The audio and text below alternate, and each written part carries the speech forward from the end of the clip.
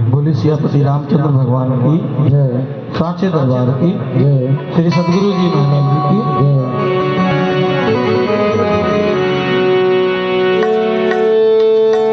बिना सूर्य के घाम ना होला,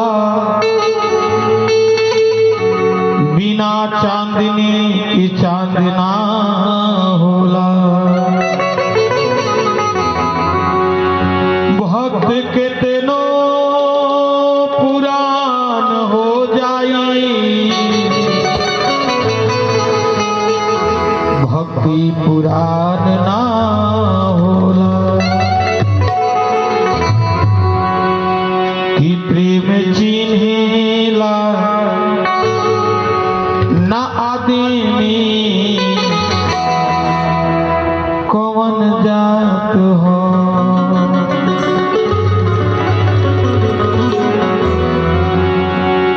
प्रेम चिन्हेला ना आदमी कौन जात हो। प्रेम ना चिन्हे कि निराई कि झूठ बात हो। प्रेम ना चिन्हे कि निराई कि झूठ बात हो। प्रेम चिन्हेला ना आदमी कौन जात हो।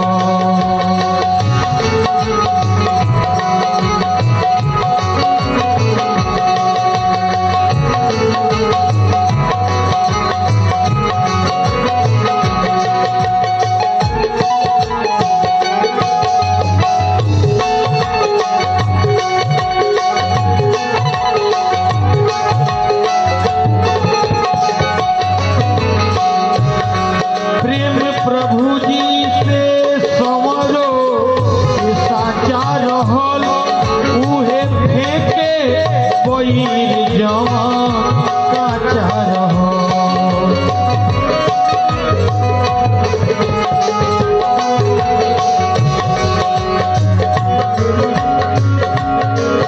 कहना है कि लिबास बदल लेने से कोई राजा नहीं होता, सूखा हुआ फूल कभी ताजा नहीं होता।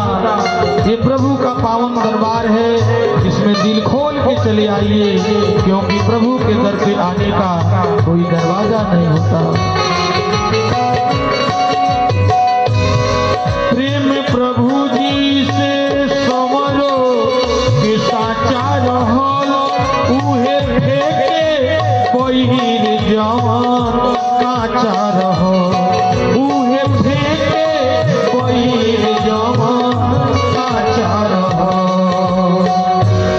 प्रेम प्रभु जी दीह सौगात हो। प्रेम प्रभु जी दीह सौगात हो। प्रेम प्रभु जी दीह सौगात हो। प्रेम चिन्हेला ना आदमी कौन जात हो। प्रेम चिन्हेला ना आदमी कौन जात हो। दोनों हाथ ऊपर सभी माता बहनों के और बेटी बेटी तालियों का सहयोग बनाते रहे। क्या बात है।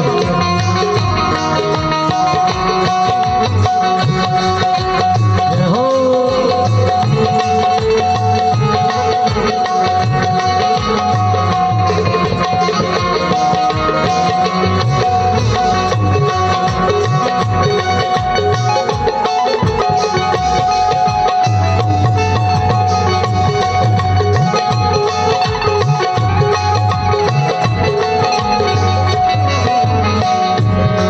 प्रेम प्रभु जी से कोरे भक्त सगरी, बिना प्रेमवा के नाही मिली है हरि।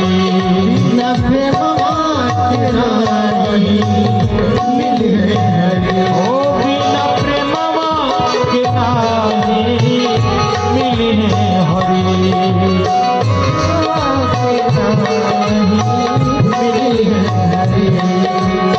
प्रेम ह जोगी जोग से मिलेला, प्रेम सबका से चिन्हाइल नहीं थे। प्रेम के मोती अनमोल होला भैया, ये घमंड के बाजार में बिकाइल नहीं थे, लेकिन कहल प्रेम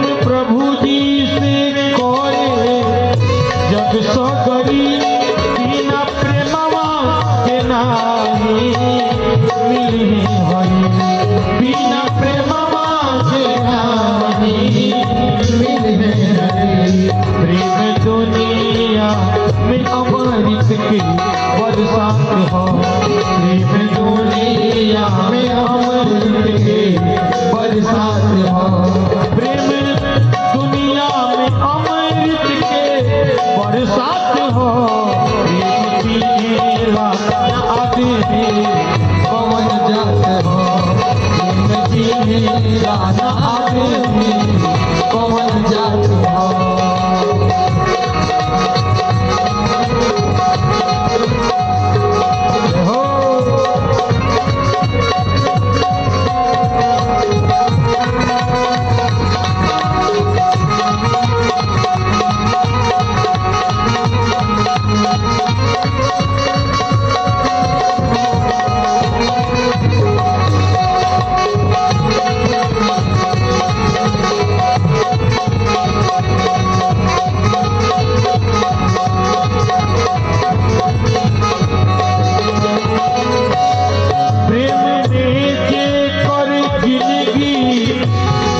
जाई हो उहे जीवन के बाजी जीत जाई हो उहे जीवन के बाजी जीत जाई हो।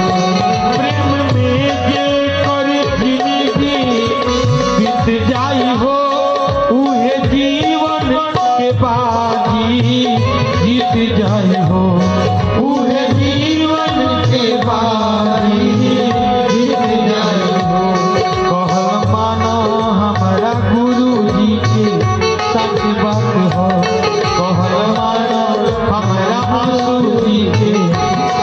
बात हो। कहल मानो हमरा आंसू जी के सच बात हो।